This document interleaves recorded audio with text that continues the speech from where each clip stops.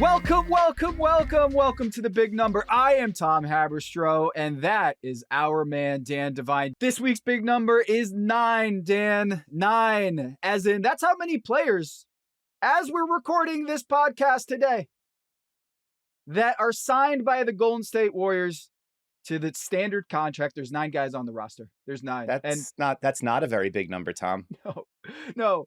And another number for you, Dan, to munch on is 12, as in there's 12 days before training camp starts for the Golden State Warriors. And they have half a team. They have half a team. All right, so here's the list. I've got it right here. Stephen Curry, Jimmy Butler, Draymond Green, Moses Moody, Buddy Hield, Brandon Podziemski, Guy Santos, Trace Jackson Davis, and Quentin Post. 9 guys. One of those names. It's a strong 9, but there's a name missing from that I thought was there. Jonathan Kuminga is not on the list. Him. And neither is Al Horford or Seth Curry or D'Anthony Melton or GP2, guys who are rumored to be waiting in line for the Jonathan Kuminga sweepstakes to finally come to a resolution. But it seems like we're as far apart as we've been based on the reports from The Athletic and ESPN.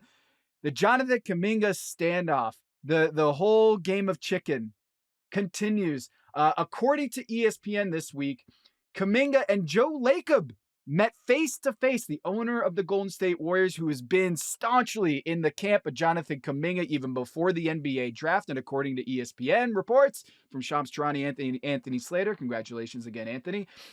This is all the way dating back to the draft that the Warriors front office and coaching staff were really big on guys like Franz Wagner. And yet, who did they select with the 7th overall pick in 2021? It was Jonathan Kuminga. And a lot of that had to do, reportedly, because of Joe Lacob. So Joe Lacob sits down with his restricted free agent. It's not getting where the Warriors want to be, and same vice versa with Kuminga's camp. They sit down, and according to the report, Joe Lacob says to the 22-year-old Jonathan Kuminga and says, "Do you even want to be here?" And Jonathan Kuminga responds, "Do you even want me?" Which, touche, Jonathan Kuminga. Wow. We've arrived at the existential question at the heart of all of this, and that I feel like everybody involved really wants to say no, but the impasse here is contractually and in terms of roster management and in terms of asset management, maybe more important than all of it. No one really can say no. And so all summer long, we've talked a number of times on this podcast about restricted free agency and the deep freeze that players like Josh Giddey and Cam Thomas and Quentin Grimes and Jonathan Kuminga have found themselves in. Kuminga is the headliner of all of that because while Cam Thomas went and took his qualifying offer and Josh Giddey got his money, Quentin Grimes we'll see, but Kuminga, it's the vibes, the feeling, the tenor and temperament of all of it seems the most negative and the least progressive. The ESPN reporting suggested that there are some more offers on the table, some updated offers, but at the heart of it is still the control of the deal. It's the Warriors want Kuminga either to take a lower number for shorter years or a deal where in the out year, either the second year or the third year of a contract, they have the team option to decide what they want to do with it. Or if you get a larger number in the short term, then you waive your implied no trade clause so that you can get moved because really we would love to be able to get rid of you as soon as possible. Yeah. And Kuminga's saying, I want control. You guys have kind of jerked me around for 4 years in terms of my minutes and my opportunities, and whether that's understandable or not, I want to be able to exercise some control on what happens next. I don't want you to just shove me off someplace where, again, for the next few years, I don't get to control what I do. And if you want to have that team option, pay me more money. And so both sides are saying, I don't like what you're putting across the table. And yeah, I mean, there can be new proposals and deadlines spark action, but we're coming up on a deadline here, not just the training camp one, but October 1st is the deadline date for Kuminga to sign that qualifying offer. And it seems like everybody just continues to be wondering who's going to blink first. Yeah. 12 days away. And look, this isn't just about Jonathan Kuminga. This is about a lot of players on other teams that are like waiting in limbo. Am I going to be traded for Jonathan Kuminga? Like, what's the Sure. deal? Training camp is around. Can I get some clarity here about where I'm going to suit up and start my season with? And also, Al Horford, he's just coming off a championship a couple years ago, and he's just sitting free agency waiting this out. And I don't know. I'd imagine Al Horford would like some certainty at this point in his career that he's not like all these games that they're playing in the contract situation and the negotiation with Jonathan Kuminga. Yes, he's been around the block a few times and understands that this is a business, but still, there's like 4 players that are just waiting for this to be done so that they can get on with their lives. And I can guarantee you that Steve Kerr, Stephen Curry, Draymond Green, Jimmy Butler, they want to get on with this situation too, because they don't Sure. want this hanging over training camp.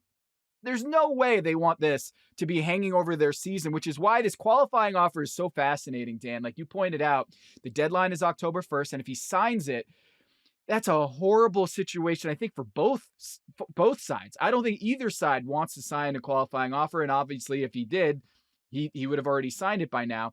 But there are 4 reasons that I see that if you're looking at this qualifying offer, what this does for the Golden State Warriors side, because it means he could walk at the end of the season as an unrestricted free agent.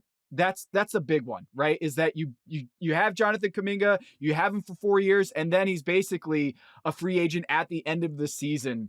And he'd basically lose all of his trade value because, Yeah. as Keith Smith points out over at spottrack.com in his write-up, any acquiring team is going to lose his bird rights to go above the cap, to re-sign a guy, go above the cap, and essentially give him big raises and make it fortuitous for him to go to your team. Bird rights is really important here, and if he signs the qualifying offer, he's basically getting rid of that. And he's not extension eligible either. So if you acquire him and you're like, hey, I'll just sign you to an extension. No, you can't do that either. So you lose a lot of the trade value for Jonathan Kuminga. Not only is he an unrestricted free agent this upcoming season, next summer, but also if he signs for $8 million, Dan, how many guys are the Golden State Warriors going to be able to trade straight up with $8 million contract where both teams are like, yeah, that's a great deal? Like, it's not Yeah. a big list. It really limits the amount, because the whole idea, if you're the Warriors, so there's two, I guess, like two potentially positive outcomes for the Warriors of this whatever Kuminga resolution it is. One is, I don't know, Jonathan Kuminga finds the particular flavor of religion you've been trying to get him to accept for 4 years, and it's like, you know what? I am going to devote myself entirely to being a defensive demon and a catch and shoot off ball player and heady, make the next play, connective passer, and all the things we've been desperate for him to be. Which was really a huge ask for like a 19-year-old coming Sure. out of G League Ignite. It never totally made sense that they were like, this guy is going to fit perfectly in our, the motion of the cosmos system. So maybe Like, don't draft him 7th overall is what I would say. and maybe don't draft James Wiseman 2nd overall. But this was the whole 2 timelines issue that we ran into, right? And so maybe we find the resolution and Jonathan Kuminga suddenly turns into the kind of high upside player they would like him to be, all right? Or you get him on a deal that's 21, 22, whatever million dollars, because then you can go, if you trade him, bring in players who make up to that amount of money and a higher class, higher quality of player that maximizes your chances of building out a championship caliber roster around Stephen Curry. Because as it turns out, and as was always the case, the only timeline that matters is the one around Steph Curry. That's right. Him and Draymond Green and now Jimmy Butler, your mid-30s and above core. If you can get another, high caliber role player in alongside those guys, that's what you're looking for. Those guys don't cost $8 million or $6 million or $4 million generally. So the Warriors, yeah, if you're absolutely right. If Kuminga takes the qualifying offer, they lose a massive aspect of their potential trade team building arsenal, something that they'd like to be able to have in their coffers. And Kuminga and his camp, his representative Aaron Turner, they know that, and they're saying that's our leverage. You don't want us to take that because that hampers your ability to get something for us. And so let's come to the table and talk money. And so far, the Warriors have maybe been a little bit more reluctant to do that. Yeah, and I think you're right. Aaron Turner and Jonathan Kuminga know this. And the 4th reason why I think this would be devastating for the Warriors, you don't want this hanging over the team for the whole season. Sure. That locker room, they don't need this. Like the biggest misnomer in this whole qualifying offer discussion is that if he takes the qualifying offer, he's not betting on himself. He's betting on Steve Kerr to let him get his opportunities and his shots and to blossom into the player that he thinks he is. If he takes the qualifying offer, he's got to trust that the Warriors and Steve Kerr are going to have his best interest to allow him to do the things he wants to do and to maximize his earning potential next year. And Steve Kerr and the Warriors are like, be more of a winning player. Attention to the details. The little things matter. Do those things, and then you become the player that everybody in the NBA wants on their team. And so there's a difference of opinion. But if he takes the qualifying offer, I don't think this is betting on himself, because so much of that means it rests in the hands of Steve Kerr calling you up off the bench. And when that happens, and when he trusts you and when he doesn't. So it's an ugly situation right now. I do think that we've got some momentum here towards a deal, but like every time we do this, it feels like they get more entrenched. The offers are as such, according to reports. Warriors have offered a 3 year, $75 million with a team option in the third year, which is essentially a 2-year deal. Everyone needs to understand something. A team option is not a benefit for the player. A team option is a net negative. Like, you can say it's a 3-year deal, but to the player, that's worth less than a 2-year deal because you don't have control over that third year. If you do really well, the team's like, yeah, we'll pick up that team option and get you at a discount, but you don't have control. So like, yes, it's a 3-year deal, but it's essentially a 2-year deal at $25 million, which is half of the Josh Giddey deal in years committed, guaranteed. So can understand why Jonathan Kuminga doesn't want that. Can understand why the Warriors aren't willing to go 3 years with a lot of guarantees, because they want to free up that money for, 2 summers from now. The other thing is they have given them an offer reportedly of an average annual salary of $18 million, 3 years, $54 million contract, which would be well beneath Fred Katz. Our friend Fred Katz at The Athletic had a great survey of executives and people in the industry and what they think the average annual value of Jonathan Kuminga's restricted free agency deal would look like. And he had it at 20.4. And so Kuminga getting well below what I think projections were would not be a great situation, and which is why I think he hasn't signed it yet, is because he thinks he can get more from that from the Warriors. So we both took the over on the 20.4 figure back, I think, in late July when we did the initial foray into restricted free agency.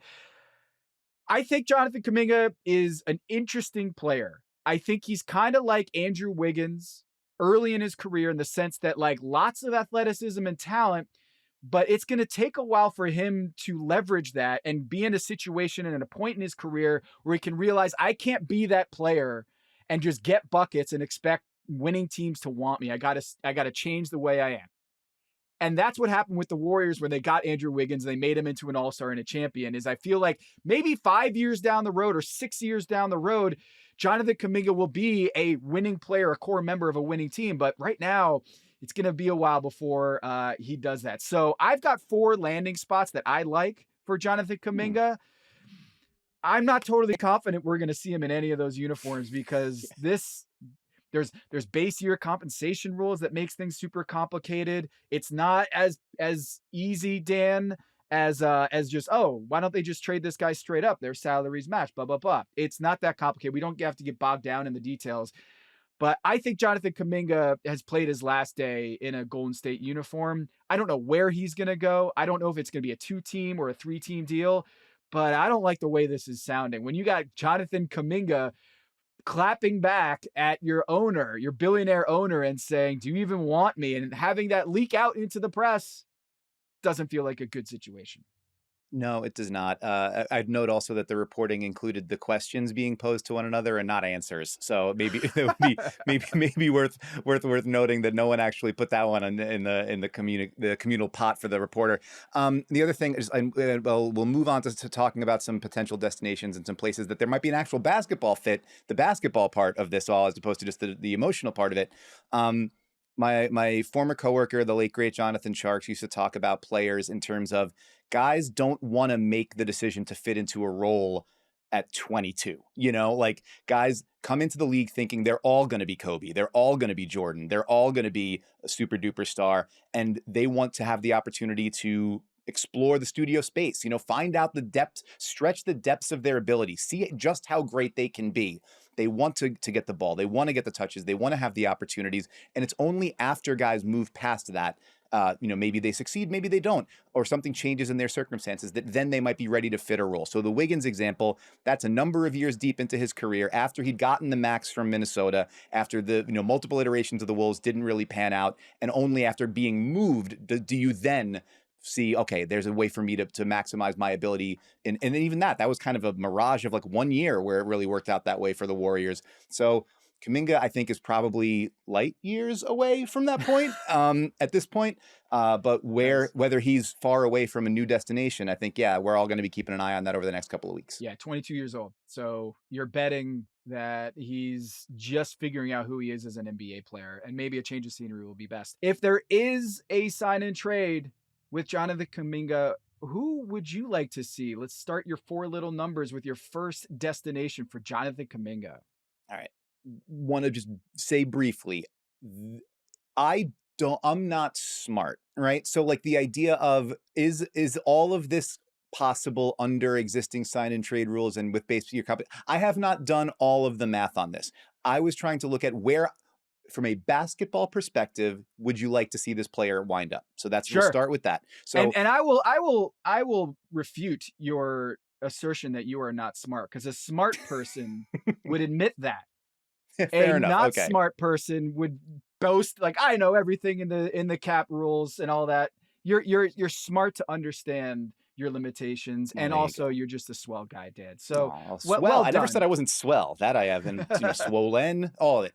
All right, our 4 little numbers this week. First little number is 0.214. So small that it's under 1. It's a decimal. 0.214. That was the Chicago Bulls free throw attempt rate last season. Free throw attempt rate is a stat that measures how often you shoot free throws compared to how often you shoot field goal attempts. Bigger number, more often you get to the line. Lower number, less often you get to the line. You want a bigger number because getting to the free throw line is a good thing. 0.214, second to last in the NBA last season, ahead of only the Boston Celtics, who obviously under Joe Mazzulla jack up a ton of threes, don't get into the paint a lot. So really low free throw attempt rate for the Chicago Bulls. Jonathan Kuminga's free throw attempt rate last season, 0.414, like 20% higher. That was the 6th highest mark of any non-center who played big minutes last season. Jimmy Butler, Giannis Antetokounmpo, James Harden, Denny Avdia, Paolo Banchero, Jonathan Kuminga. So what Jonathan Kuminga does as a basketball player, he's big, he's physical, 6'8" power wing. He gets downhill, he gets to the rim, gets into the paint, draws contact, and gets himself to the free throw line. The Bulls, we mentioned earlier, they extended Josh Giddey. They want to be an up-tempo team, a drive, a slash, a team that pushes the tempo, gets to the rim. His size, athleticism, and ability to generate free throws, Jonathan Kuminga would seem to be a fit there. And then with what the roster looks like, I don't think they would have too much of a problem moving away from Patrick Williams, or, that hasn't seemed to work out super hot. Patrick Williams at the 3-4 spots for them. They have Matas Buzelis. They just drafted Noah Senge, but they don't have like a top flight. We're putting everything into this guy as a scoring 3-4. There's been, reports that the Bulls maybe have had some interest in Kuminga. What do you think of that fit on a basketball level? Like what Kuminga as an elevated option might look like for Chicago? Got a stat for you, Dan. Okay. I love those. The last 2 seasons, the NBA average for total dunks, 779. Okay. Cool number of dunks. Chicago Bulls. Where do you think the Chicago Bulls land on that? If the average in the NBA is 779 dunks over the last 2 seasons, what would be the Chicago Bulls total? Just ballpark. All right, Price is Right rules. Highs without going over. I'm going to go 613.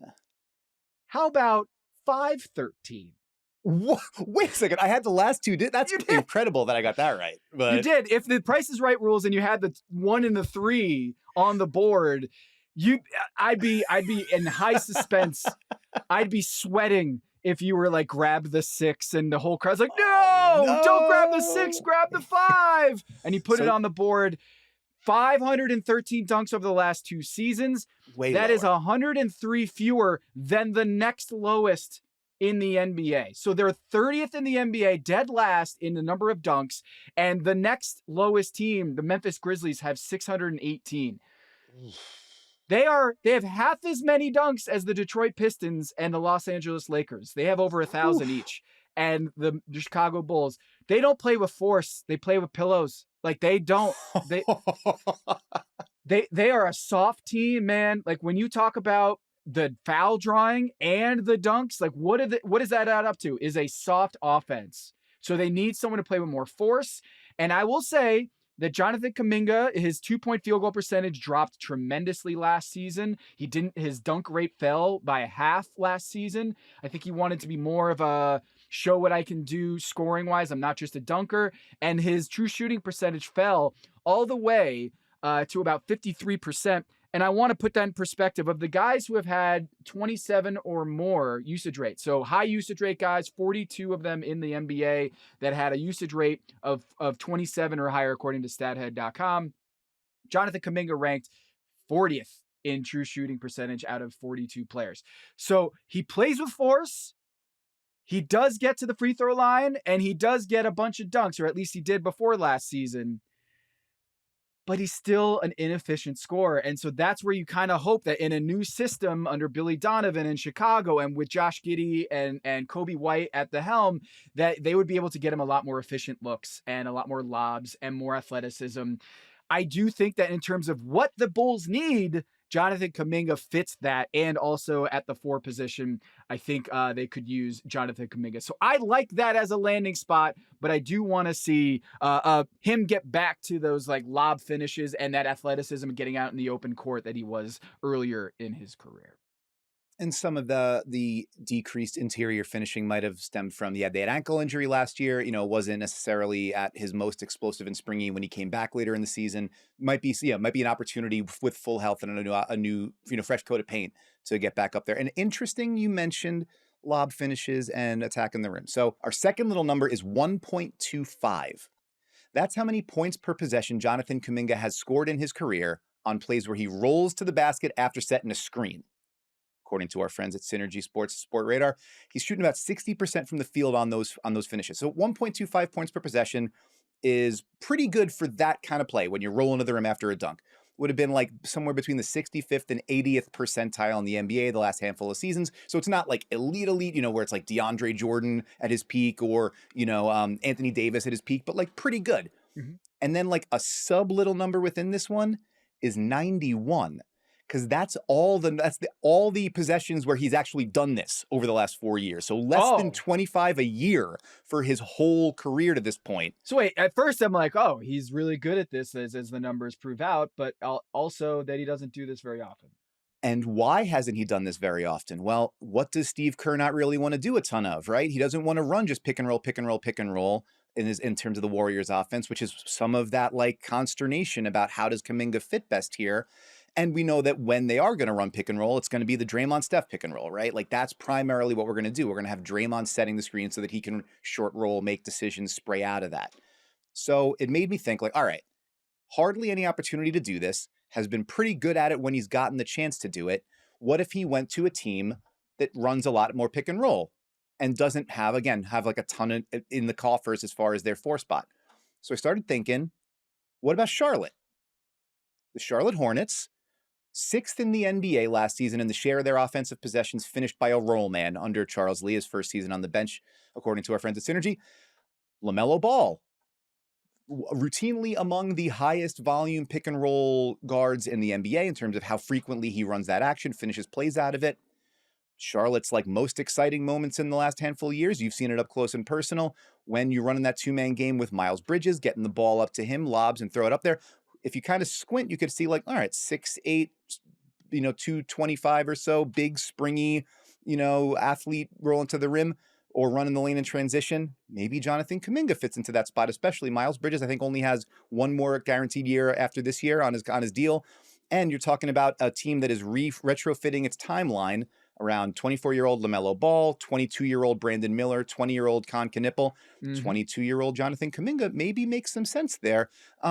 again, the mechanics of how you get him there, I'm not entirely positive on that, but just as a basketball fit, what do you think about that as a place where, again, Jonathan Kuminga maybe gets the opportunity to change the kinds of stuff that he does and maybe finds a better fit? Yeah, so really interesting because I feel like he and Miles Bridges kind of overlap in their skill set in the sense that they're both like guys who envision themselves as all-star bucket getters, high flyers, dunkers, big time dunkers, strong. And maybe you just get like a younger version of Miles Bridges.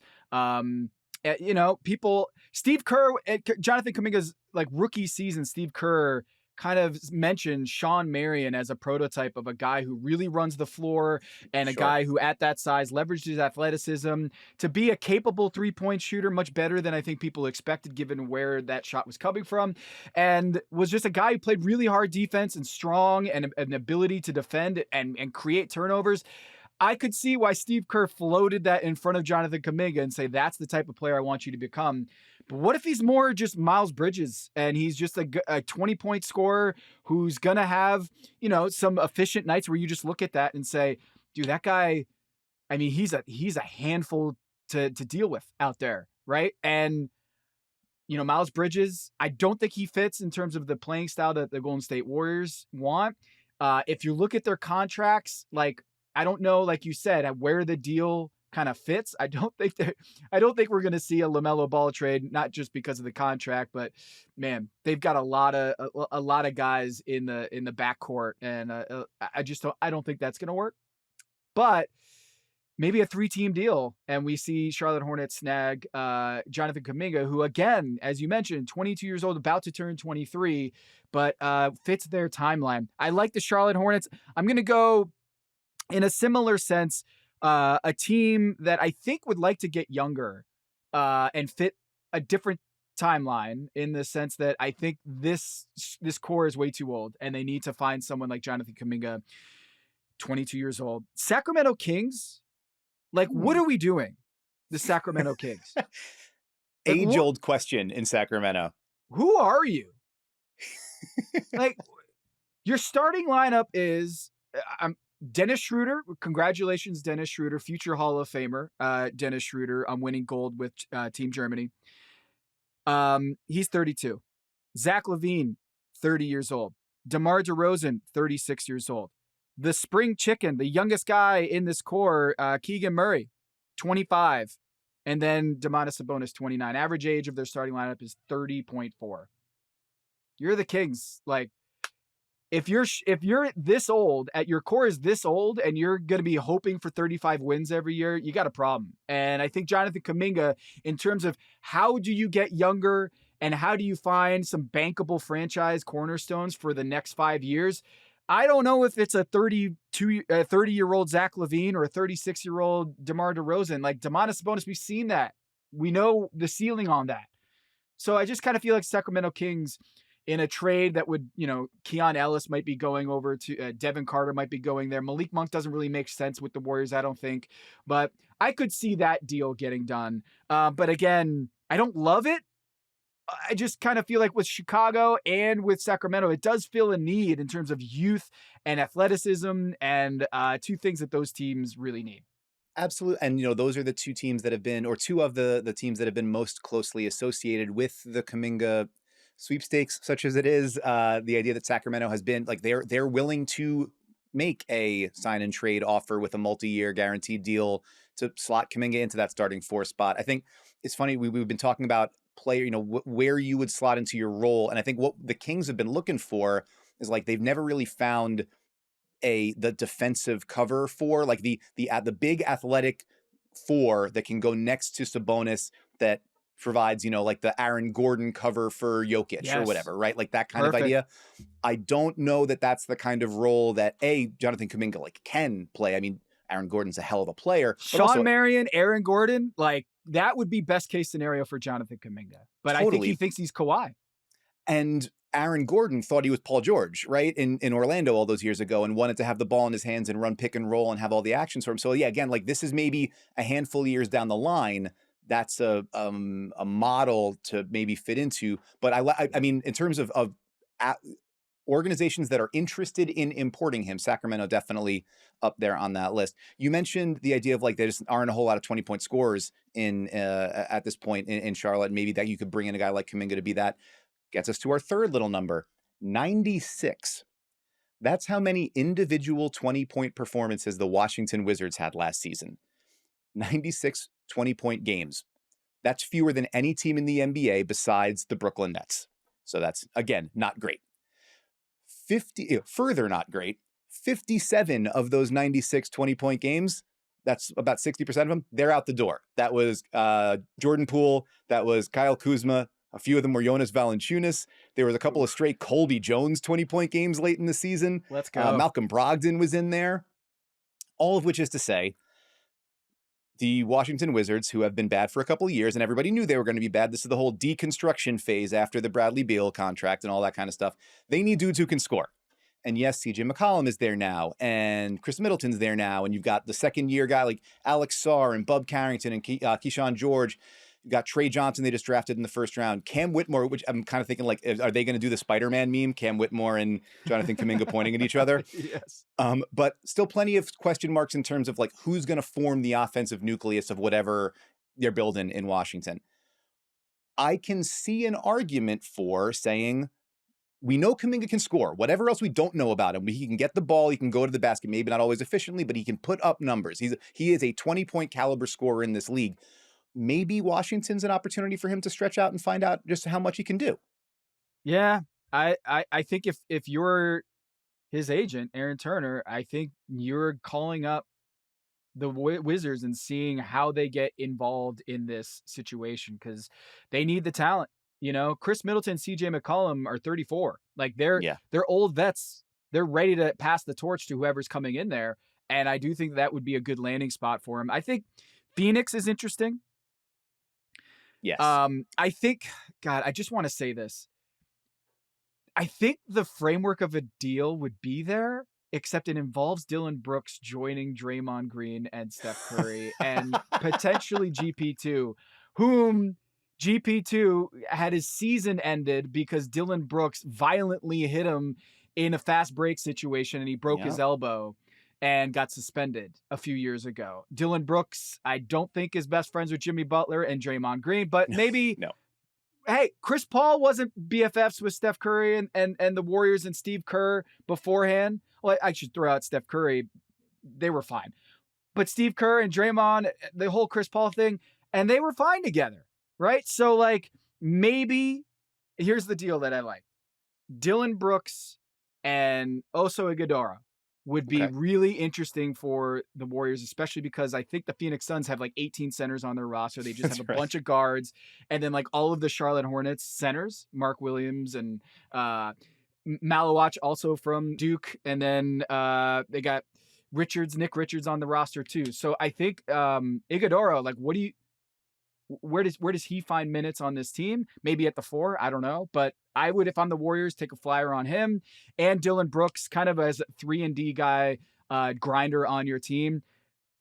Just personality aside, makes a lot of sense. So I like Phoenix as a landing spot for Jonathan Kuminga, also 22 years old, for the reasons that they're not going to be able to build through the draft in the next 5 years. And so getting guys who are untapped potential in Jonathan Kuminga at a young age, get those flyers, bring them in and see what you have. I think that makes some sense from the Phoenix side.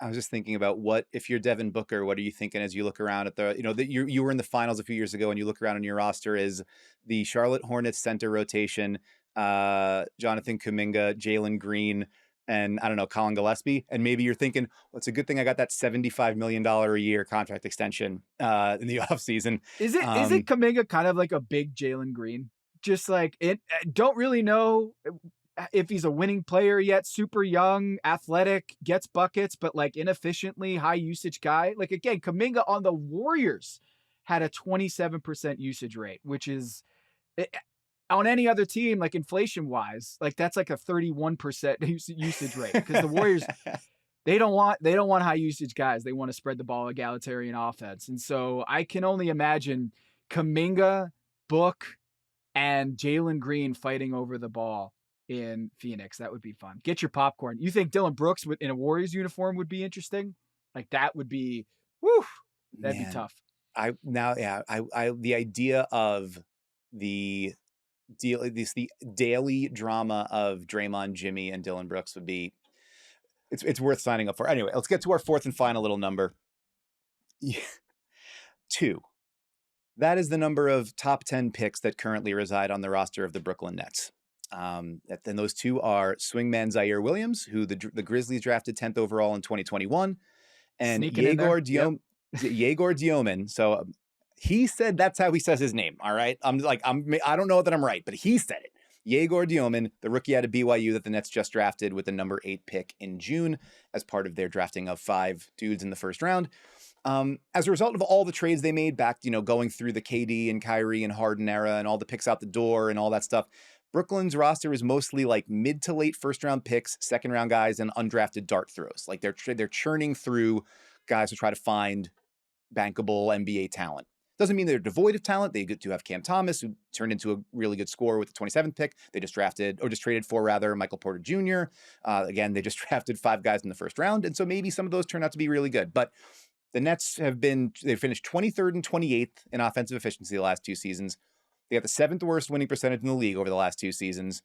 They're not good, and they're probably not going to get good real soon, especially when they're not drafting up at the top of the draft. So on the hunt for more talent, Jonathan Kuminga, number 7 overall pick, lottery caliber talent, has shown he can be a 20-point scorer in the NBA.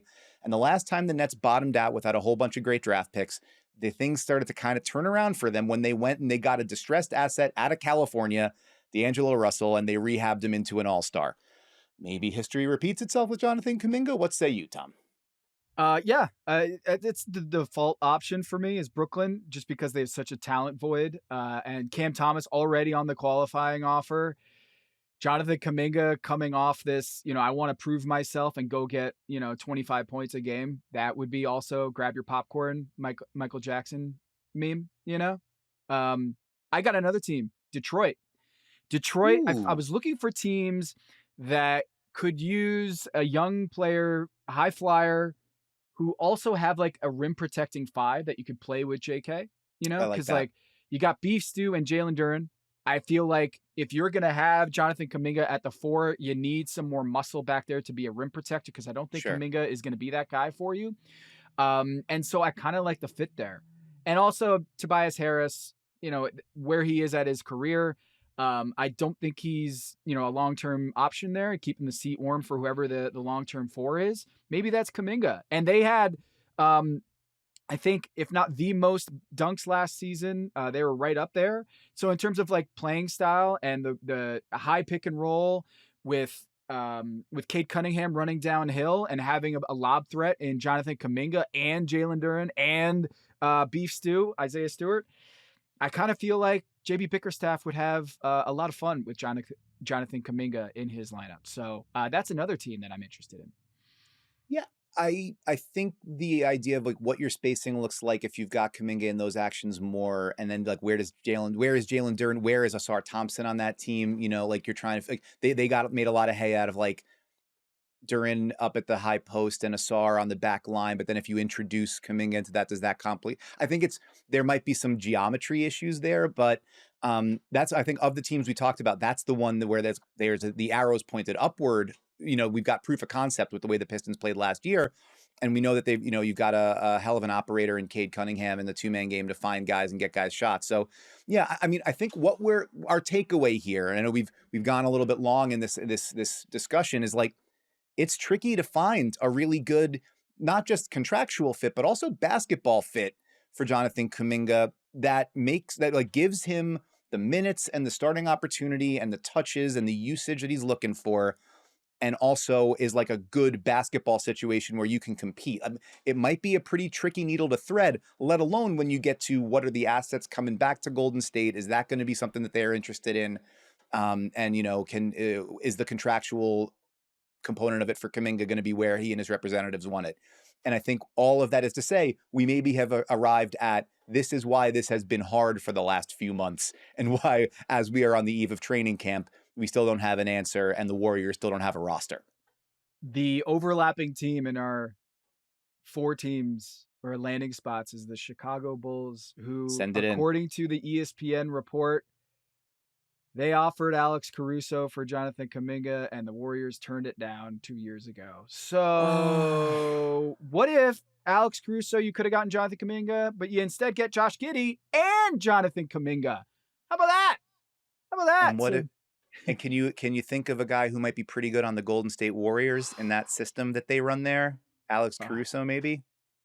I mean, come on. Is there a better fit than Alex Caruso on the Golden State Warriors with the way that Steve Kerr wants to play? So we talked a lot about Kuminga wanting control in this, and how Joe Lacob, even if he's a billionaire, doesn't seem to have control over this situation as much as he'd like. We're going to talk about Steve Ballmer and Adam Silver and Kawhi Leonard and Pablo Torre's continued reporting right after this.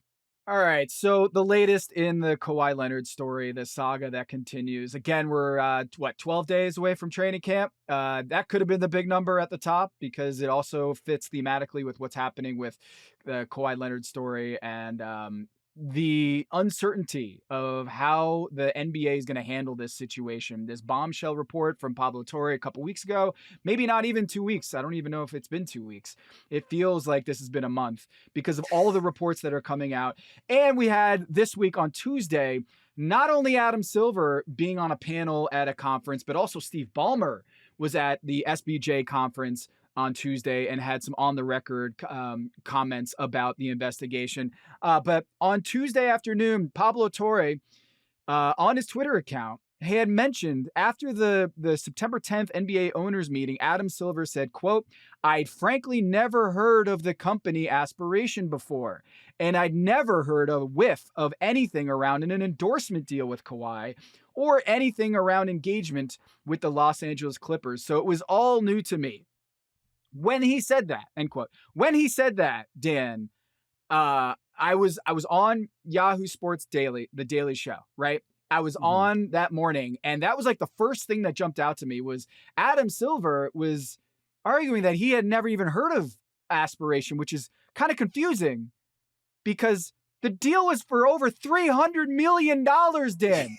Right. Don't you think that the Adam Silver in the front office, he comes from NBA Entertainment under David Stern, would hold this up and be like, we got a $300 million non-naming rights sponsorship for a team that has never won a championship or even been to the NBA Finals. And they signed up with a $300 million sponsorship deal.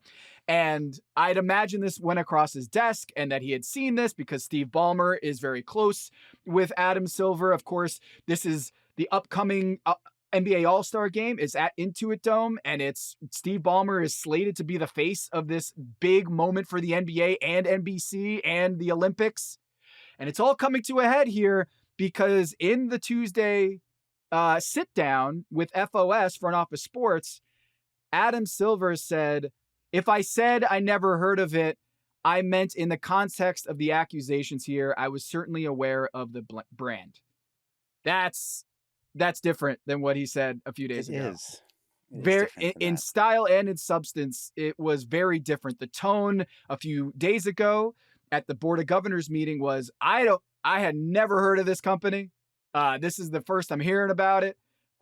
Basically had his head in the sand compared to what I think if you're looking at $300 million contract with Steve Ballmer's, this is the Clippers. This is a huge deal. And then Pablo Torre reporting, hey, these all have to be signed. These kind of contracts have to be like audited and vetted by the NBA. And the NBA had to have done that in order for this to go through. So Adam Silver changes his tune on this a little bit, saying, "Oh, I was aware of the brand," but man, it just stinks to high heaven, Dan. The fact that Adam Silver has changed his stance on this just a few days ago, and from the reporting from Pablo Torre that Steve Ballmer is on the audit committee for the NBA. And I believe, Sam Amick over at The Athletic reporting that he is the chairman of the audit committee for the NBA at the Board of Governors. So this it smells bad, Dan. It smells really bad. And it feels like it keeps getting stinkier. So, and this is I think the thing that has struck me so much about it. Like, we look at this, and I think a lot of people look at this and are like, all of these things lining up, and the timing of these things, and who knew what when, and all the kind of the aspects of Pablo's reporting, and then subsequent reporting by people like Sam and like Mike Lorkinoff at the Athletic, and other people who have picked up on the scent of the story and continue to move with it. It looks to us, or to lay people, and to especially and to sort of general fans, like this can't possibly all be a coincidence, and as a result of this, something really untoward has happened here. And Adam Silver, as a lawyer by trade, and the Mm-hmm. people who are making these sorts of choices are like, I refuse to move through that and move to a conclusion based on these appearances or the smell, right? Like, I can't just say this stinks, so something died. I have to go make sure something died. And the Mark Cuban component of this, where he obviously has been very public and loud, and tweeting, like Dan Devine length stories on about the issues that trying to poke holes in Pablo's reporting and the dot connecting. Um, Keeps talking about, like, you can't really understand the complexities of this if you're not familiar with the deal side or the deal space, or like, I think this is where the rubber's meeting the road in terms of fan reaction to this. Is like, it feels like you guys are just trying to put one over on us, continuing to say, like, you don't really understand the deal issue here. And that was something that Adam Silver said in that front office sports interview, where, like, talking about like it being hard for people to believe that their league or the team wasn't aware of what was going on with this. And he says, like, we're not. We can hire outside law firms. We have some inside investigators, but there are literally thousands of deals that cover all our teams. These are brands that have major investors, major funds. I was certainly clear of the crypto world at the time. So yes, there's a league approval process, but it doesn't go deep into interviewing executives for every deal that comes through the league office. And the interviewer, Daniel Roberts, who used to work for us at Yahoo Finance, said, I think that, or should it? Like, does it need to go through the league office on that level? And Adam Silver said, I think that's a fair question, and maybe at a certain level they do. I think we'll have a better sense when we understand what happened here. It's like the fan is looking at this and saying, how can it be possible that you guys don't know what all is happening here? And someone like Cuban, someone like Ballmer, someone like Silver are looking at it and saying, well, we can't possibly keep track of all of this stuff. Like, there's so much money here. There's so many deals going on here. How do you expect us to be able to catch all of this? And I think the fan looks at that and says, that's how fraud happens. Like, if no one's looking, then that's how, if you guys can't possibly catch all of it, then maybe you should do less of it. But the answer to that is like, well, we live in a market-based economy, and of course we're not going to do less of it because there's money to be made. And when there's money to be made, then somebody's going to be like, no one's looking, we're going to do something shady. And we'll wind up going like, then you have an uneven playing field, and then you have stuff like this that can happen. And they're saying, yeah, but like, that's not really what's going on. Like, don't pay too much attention to what's going on over there. And then the jersey sponsors and the private equity money's coming in over here. And then you wind up like, who winds up getting sort of the short shrift on this is like, if you're a fan of a team that can't do this sort of deal, that's really who winds up getting screwed over in this situation. And so all of it winds up coming down to, if you can't possibly have the level of oversight over all these deals, and if someone's due diligence team was asleep at the wheel, and then this can happen, then maybe the size of the due diligence teams, the size of the investigative arm, the way this is all sort of structured should be beefed up. And I think that's where Adam Silver is now saying, we'll have a better sense of what happened at the end of this, and then maybe we need to make some changes and redraw some lines. Yeah, what is the Shakespeare line? Like, the lady doth protest too much, you know? Yeah. It reminds me of when Mark Cuban's like tweeting out these missives of like thousands and thousands of words. It reminds me of like when my kids are like trying to explain that they didn't spill the ice cream onto the couch, you know? And they come up and like, what happened here? And they're like, oh, well, and then they just keep going for like 10 minutes explaining how it wasn't their fault. And I'm like, if it takes you 10 minutes to explain what happened here, maybe you're not telling the whole truth. Like, if it is that complex that it takes 7,000 words to explain why this isn't fraud or why this isn't it's cap circumvention, if it takes 10,000 words to explain why, then maybe it's not too complex. You're just trying to make it too complex to just have it go over everybody's head and say, you know what, I'm not going to read all that. Maybe you're right, Mark. But Like, that's but Tom, that's the thing too. Like, you don't understand the deal structures and the deal space. The regular people didn't understand, like, securities backed Enron, and yeah, right, Enron, or Madoff. yes, or the housing bubble, collateralized debt obligations, and like, and what happened there was not like, well, you guys just don't get it, don't worry about it. What happened there is like fraud and bad things happening, and the people who do, yeah, it is increasing the complexity of these things so that only a few people understand them, so that those are the people who can make money off of them, and then the rest of the general population just winds up sort of shouldering the burden for it. And so, like, not to say that Steve Ballmer potentially, allegedly, whatever, funding a no-show job for a player to circumvent the salary cap is the same as like the mortgage bubble. But like the idea of, yeah, if you are sort of creating or crafting this level of complexity, this layer of complexity to obfuscate what is actually going on underneath it, that you're doing that for a reason, or at least you allow the fan to look at it and say that is happening for a reason, and it is to hide something from us so that we don't get to know what it is. And Yeah. why would that be the case? So Adam Silver going out, and I completely understand that idea of like, we start from a presumption of innocence rather than guilt, whether, even though like the league at large is not doing that, and even though fans are certainly not doing that, we are operating from that position, and we will see where we are at the end of the investigation. I think the overarching thing I take away from all this is like, the more everybody tells me as a layperson, you just don't understand why this should be this way, the more I think maybe it shouldn't be that way. Yeah, your eyes are rolling in the back of your head so far that it's come all the way around. Where Yeah. it's like, come on, that it's too complicated. You wouldn't understand, Pablo. You've never run a Fortune 500 company. You don't understand what it's like, and it's just like, come on. If it take, Pablo had like 3,000 pages on his table during that first episode, and I saw someone on X say, like, joke, like, that's actually Mark Cuban's tweets. They printed out his tweets.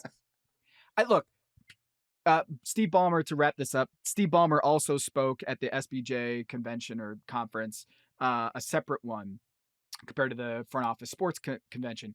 And he had a lot of awkward laughter, trying to, I think, curry some sympathy here from the audience, and the whole line of "I got conned" that he told to Ramona Shelburne on ESPN hours after the story broke. He's playing the victim here, right? He's playing the victim, and by saying like, yeah, I got conned, and man, this is I welcome the investigation, and I'm happy that they're doing it, because it'll be great when the details come out. And from a PR strategy, I think it does convey a sense of confidence and a sense of, I have nothing left to hide. But in that Ramona Shelburne interview, did he mention that he also invested $10 million more, as Mike Vorkunov initially reported at The Athletic, and put in a lot more money, or more money again? It doesn't seem like, if it was a total con, that while all this stuff is going on, you're like, I'm going to put more money into this company. And Dennis Wong, my co-owner and my longtime confidant and my college roommate, is also going to put $2 million more, which in size and in substance is the same size of the payment that is due for Kawhi Leonard, and then Kawhi Leonard gets paid. It doesn't feel like, when is the con up? Like, are you part of the con, or are you just an innocent bystander? Because I think fans are also looking at this and like, man, they're so intermingled, these two parties, the Clippers and Aspiration. And then you got Adam Silver saying, I've never heard of this company. At some point, the fans just got to throw their hands up and be like, is anyone going to take accountability for this? Is anyone going to take accountability for a cap circumvention regarding Kawhi Leonard? And if they don't, as I said this last week, if they don't hold anyone accountable for what just went down, every team in the NBA is going to be like, oh, what shell company can I funnel this money through? Because if this is all it takes, fine, $28 million to one of my free agents that we're going to sign, or hope that we're going to have it to an extension. And as long as we don't have it in writing, hey, this is for Kawhi Leonard to circumvent the cap, we can get off. Oh, Great. So I can understand why a lot of fans are sitting here and being like, this is a huge deal. Why does it feel like the commissioner um, is backtracking? And also, why does it feel like, I don't know. If I was the commissioner or if David Stern was the commissioner, I kind of feel like the tone would be like, this is a cardinal sin in the NBA. We're taking this extremely seriously, and the allegations are alarming. And for this to happen with Kawhi Leonard of all players, one of the best players in NBA history, this cuts to the core of the integrity of the NBA. And you better believe we are going to do everything we can to figure out exactly what happened here, because the allegations are extremely serious. And we understand as a league, we cannot let this happen. The opposite seems to be happening in terms of the PR of this, is that it's like, hey, we gotta let this thing settle. And at the end of his press conference at Board of Governors, he mentioned the integrity of the league. But I would have rather, if I'm a fan, see the commissioner start with the integrity of the league, because that's the most important thing here. Yeah, I mean, at the risk of being a little bit of a doomer, I would say let's not all collectively hold our breath until somebody takes accountability for all this. Adam Silver said, I certainly don't know anything at all about Kawhi's deal, whether it was show, no show, I don't know, and we'll find all that out. Let's How imagine. do you not know if it was a no-show? When was the last time the NBA saw an aspiration endorsement from Kawhi Leonard? I don't know anything about the endorsement deal. He could say, I haven't seen a single thing. I have not seen to this day anything that Aspiration has put out with Kawhi Leonard, but I am open to have my mind changed. Like, I have no idea if it was a no-show agreement. We certainly know that there was a no-show in Kawhi Leonard and one of the biggest sponsorship deals in NBA history, 300, if not the most. Hey, if you're out there and you know of a sponsorship deal, non-naming rights deal that was more than $300 million, let me know, because I think that's got to be the record. And man, I just feel like I don't know anything about the endorsement deal. I mean, we do know that he did no endorsing. We can all agree on that there was no endorsing as far as anyone has seen since the story broke a couple years ago. We have not seen actual endorsing going on with Kawhi Leonard. Yeah, I mean, where we are now is just, who knows where this goes from here, but it's not. I think what we've heard and what we've seen so far, there's we don't want to have the rush to judgment, but I think also the NBA, the onus is on the NBA to show fans they're actually taking this seriously. And I don't know necessarily that what we've seen so far rises to that level. We'll who knows? More will be revealed. That's right. Next week on The Big Number, we're going to spend another hour and 20 minutes talking about Jonathan. I'm just kidding. I'm kidding. Well, maybe we'll have some sort of deal to react to. I'm rooting for it. Also rooting for me to mispronounce that Brooklyn Nets player. His Dioman. Name. We got this. We're locked in. Dioman. Yegor Dioman. Because I want to impress our producer, BYU Cougar, Emmy Franks. Thanks so much for producing this show, and everybody else at Yahoo Sports for making this show happen. And also, as a reminder, go check out yahoosports.tv and our FAST channel, Yahoo Sports Network. Go check it out. You can watch The Big Number and all the other great content that we have at Yahoo Sports. Dan, until then, have a great week. Have a great weekend, and we'll talk soon. It's an ongoing investigation, Tom. It's a highlight. I hope we see a lot of highlights from this podcast that we did, Dan. I hope so too. Yeah. Let's see some clips.